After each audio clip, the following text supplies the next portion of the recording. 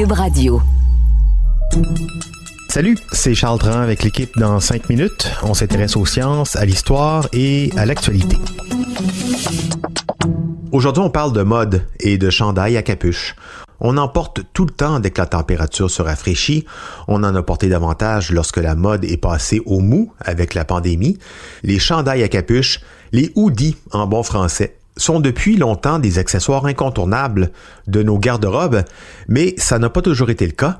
L'histoire du hoodie dans notre civilisation, elle est relativement récente. La capuche, comme accessoire stylistique, elle ne remonte qu'à quelques siècles. Alors d'où ça vient? Rocky Balboa, Eminem doivent certainement leur look aux moines chrétiens. Une tradition vestimentaire qui avait des raisons plutôt spirituelles et qui s'est muée en mode de rue. L'histoire du hoodie, voici Félix Penneau. Je vous fais la petite histoire du hoodie, mais d'entrée de jeu, soyons clairs, je vous en fais la petite histoire occidentale.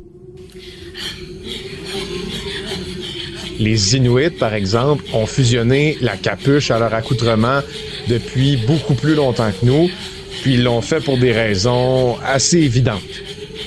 Plusieurs peuples nordiques ont utilisé la capuche pour résister au froid ou pour se protéger des intempéries, en fait, mais le fait d'avoir une capuche pour créer un effet de style, une mode, ben ça, c'est attribuable à la civilisation chrétienne du début du dernier millénaire, en fait.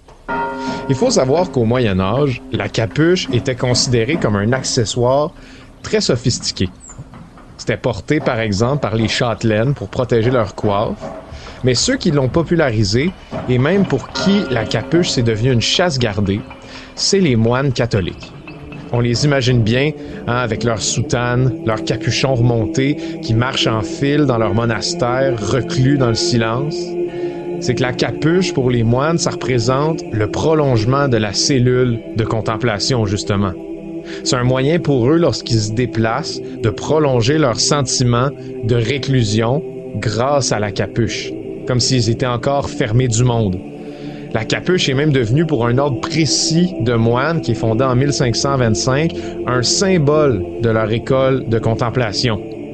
Ils appelaient à l'époque la capuche une capus, probablement un dérivé du latin capucinorum, et comme de fait, cet ordre de moines encore très connu aujourd'hui s'appelle l'ordre des Capucins, les moines à la capuche.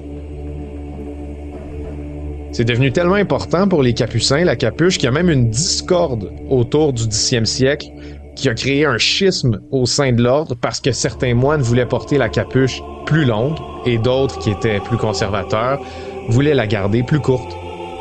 Chose importante à retenir, à cette époque-là, la capuche n'était pas reliée à la soutane des moines.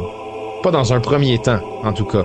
La capuche, c'était une pièce de vêtement à part entière qu'on pouvait choisir de rajouter à son accoutrement ou non. C'est vraiment plus tard, beaucoup plus tard dans l'histoire, que la capuche est devenue un nouvel élément de style. Parce que pour beaucoup de gens, même ici au Québec, c'est le bonnet qui servait à protéger du froid, puis la chape ou la cape qui protégeait de la pluie. Donc la capuche en tant que telle est vraiment plus devenue la chasse gardée des religieux parce qu'elle n'avait pas d'utilité extérieure à proprement parler. C'est au détour des années 20 qu'on se remet à voir des capuches comme élément esthétique puis pas juste comme élément religieux. D'abord, c'est aux frères Feinblum, deux entrepreneurs américains, qu'on doit la création d'un premier modèle de vêtements à capuche.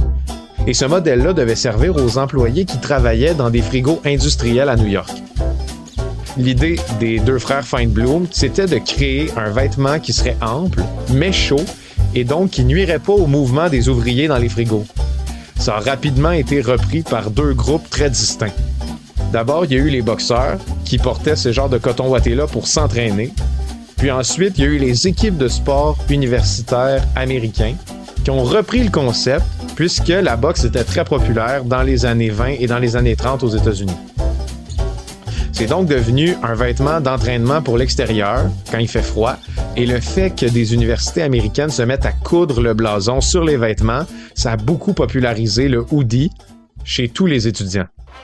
On se rappelle que Mohamed Ali a vraiment popularisé le style dans les années 70 en portant des hoodies qui resserraient beaucoup lors de ses entraînements. Rocky Balboa porte lui aussi le fameux hoodie gris lorsqu'il grimpe les escaliers du musée d'art de Philadelphie. Ce sont plus les boxeurs de nos jours qui ont popularisé le hoodie, ni le sport universitaire en tant que tel.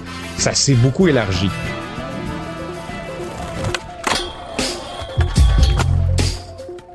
C'est plutôt aux skaters et aux rappers qu'on doit ce renouveau du hoodie.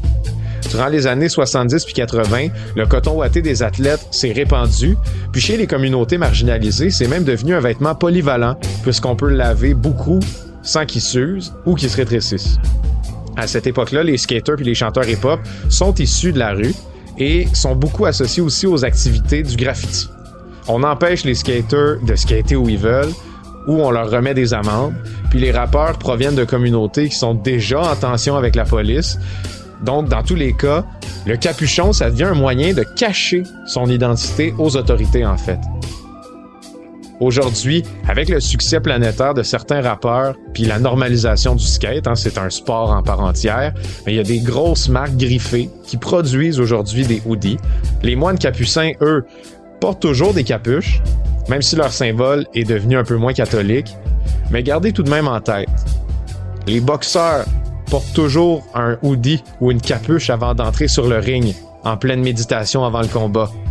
Dans le film 8 Miles, Eminem porte la capuche quand il écrit ses lignes de freestyle dans l'autobus, et Banksy, le graffiteur inconnu, a plusieurs œuvres sur les murs où les personnages portent des capuchons ou des voiles. Bref, la capuche, comme l'auraient voulu les Capucins, même si elle leur appartient plus totalement, c'est tout de même resté un symbole de méditation, de réclusion et de contemplation.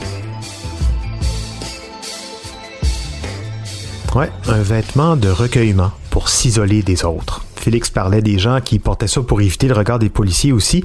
On peut imaginer qu'avec les systèmes de vidéosurveillance et de reconnaissance faciale, on peut imaginer que le chandail à capuche peut jouer aussi des tours aux algorithmes. Merci Félix Pedneau, c'était en 5 minutes.